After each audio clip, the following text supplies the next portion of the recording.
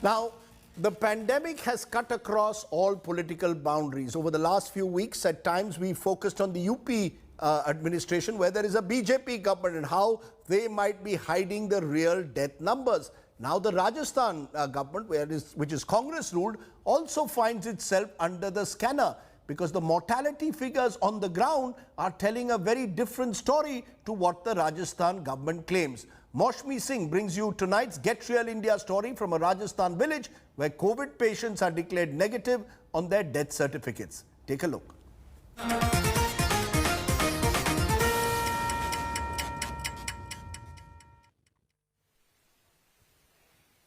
This is Momasar village of Rajasthan. More than a dozen suspected COVID deaths have occurred in this village. But the deceased are allegedly turning negative overnight in official death records. The misleading reports and alleged discrepancies in death certificates have led to a systematic cover-up of the sordid COVID saga.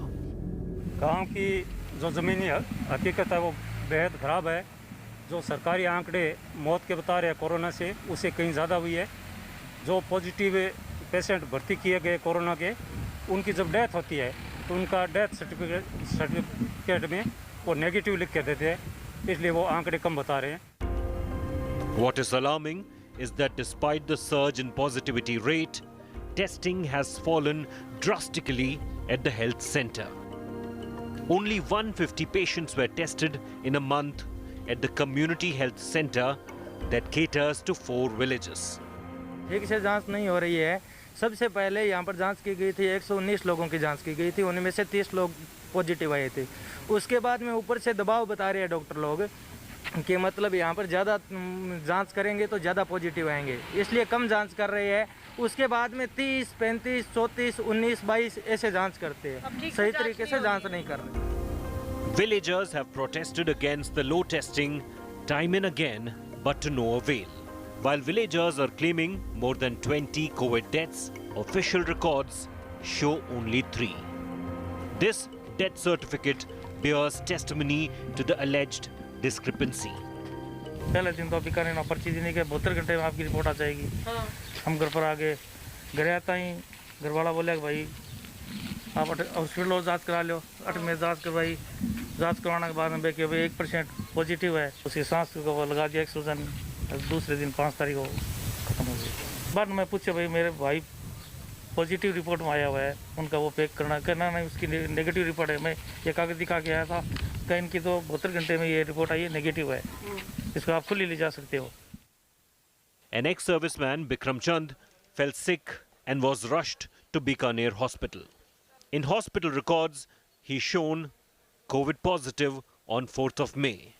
Just a day later, his body was handed over without following any COVID protocols, leaving the family in a dilemma. पहले तो थोड़ा बुखार ही था, इतना ज़्यादा नहीं था, फिर धीरे धीरे बढ़ने लग गया खांसी और बुखार। फिर उसके बाद हॉस्पिटल लेके गए 3 तारीख को, यहाँ पे 5 तारीख को उनकी डेथ ही होगी कि नेगेटिव है ये। तो आप बताओ, अगर नेगेटिव होते तो फिर घर पे लेके आते, सीधे ही लेके चले गए। हमने तो देखा भी नहीं पापा को।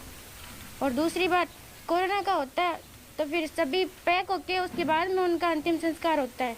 यहाँ पे तो एकदम खुले आराम से इन्हीं कपड़ों में अंतिम संस्कार हुआ है उनका।